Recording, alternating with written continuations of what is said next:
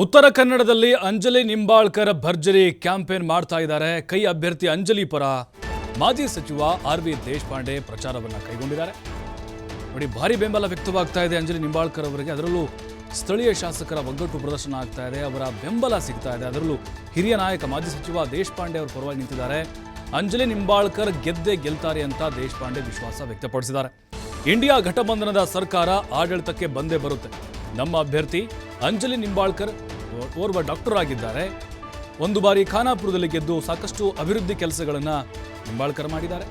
ಈ ಬಾರಿಯೂ ಕೂಡ ಗೆಲ್ತಾರೆ ಅನ್ನುವಂತಹ ವಿಶ್ವಾಸವನ್ನು ಆರ್.ವಿ. ದೇಶಪಾಂಡೆ ವ್ಯಕ್ತಪಡಿಸಿದ್ದಾರೆ. ಭರ್ಜರಿ ಕ್ಯಾಂಪೇನ್ ಮಾಡ್ತಾ ಇದ್ದಾರೆ ಅಂಜಲಿ ನಿಂಬಾಳ್ಕರ್ ಪರವಾಗಿ ಕಾಂಗ್ರೆಸ್ನ ಹಿರಿಯ ನಾಯಕರು ಕೂಡ.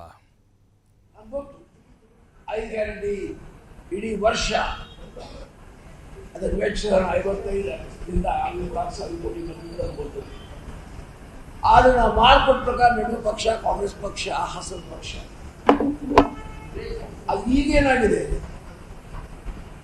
ಯಾವ ಗ್ಯಾರಂಟಿ ಶಬ್ದದ ಟೀಕೆ ಮಾಡಿದ್ರು, ಚಾಷ್ಟೆ ಮಾಡಿದ್ರು, ಅದೇ ಗ್ಯಾರಂಟಿ ಶಬ್ದ ಉಪಯೋಗ ಮಾಡ್ತಾ ಇದ್ದಾರೆ. ಹೇಳ್ತಾರೆ ಈ ಮೋದಿ ಕಿ ಗ್ಯಾರಂಟಿ ಅದನ್ನು ನಾವೇ ಹೇಳ್ಬೋದು. ಅವ್ರ ಗ್ಯಾರಂಟಿ ಬಗ್ಗೆ ಈಗ ಸತ್ಯಕ್ಕೆ ನೀವು ವಾದವಿವೆ, ಇಂಪ್ಲಿಮೆಂಟ್ ಮಾಡಿ ಸಾಧ್ಯ ಆಗೋದಿಲ್ಲ ಅಂತ ಹೇಳ್ಬೋದು. ಈ ಥರದ ವಿಪರಾಸ ಪ್ರಧಾನಮಂತ್ರಿಯ ಸಂದೇಶದಲ್ಲಿ ಭಾಷಣದಲ್ಲಿ ಇರಬಾರ್ದು. ಸೊ ರಾಜ್ಯದ ಮತದಾರರು ಸಹ ತಿಳ್ಕೊಳ್ಬೇಕಾಗಿದೆ, ಯಾವ ಪ್ರಕಾರ ನಮ್ಮ ಗ್ಯಾರಂಟಿಗಳ ಚಾಷ್ಟೆ ಅವ್ರು ಮಾಡಿದ್ರು, ಅದನ್ನು ಇಂಪ್ಲಿಮೆಂಟ್ ಮಾಡಿದ್ರು. ದೇಶದಲ್ಲಿ ಕರ್ನಾಟಕ ಬಿಟ್ಟರೆ ಬೇರೆ ಯಾವ ಸರ್ಕಾರವೂ ಇಲ್ಲ ಎಲ್ಲಿಗೆ ಗ್ಯಾರಂಟಿ ಇವೆ. ಬಿಜೆಪಿ ಆಡಳಿತ ಸರ್ಕಾರದಲ್ಲಿ ಯಾವುದೂ ಇಲ್ಲ.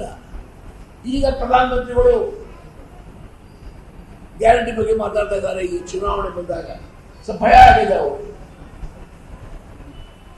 इस बार 400 पार ಅಂತ ಹೇಳ್ತಾರೆ. ಗ್ಯಾರಂಟಿ ಕೊಡಲಿಕ್ಕೆ ಶುರು ಮಾಡಿದ್ದಾರೆ.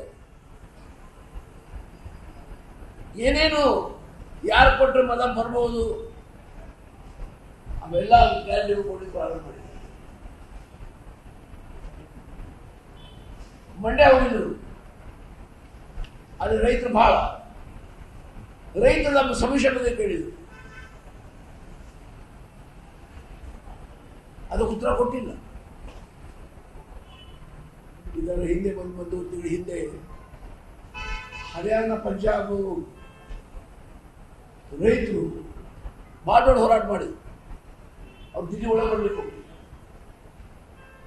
ಅವರು ಮಿನಿಮಮ್ ಸಪೋರ್ಟ್ ಪ್ರೈಸ್ ಕೇಳ್ತಿದ್ರು. ಮಿನಿಮಮ್ ಸಪೋರ್ಟ್ ಪ್ರೈಸ್ MSP ನಾವು ಜಾರಿ ತಂದಿದ್ದೇವೆ. ನಮ್ಗೆ ಗೊತ್ತು 5 ಗ್ಯಾರಂಟಿ ಇಡೀ ವರ್ಷ ಅದರ ವೆಚ್ಚ 55ರಿಂದ 6,000 ಕೋಟಿ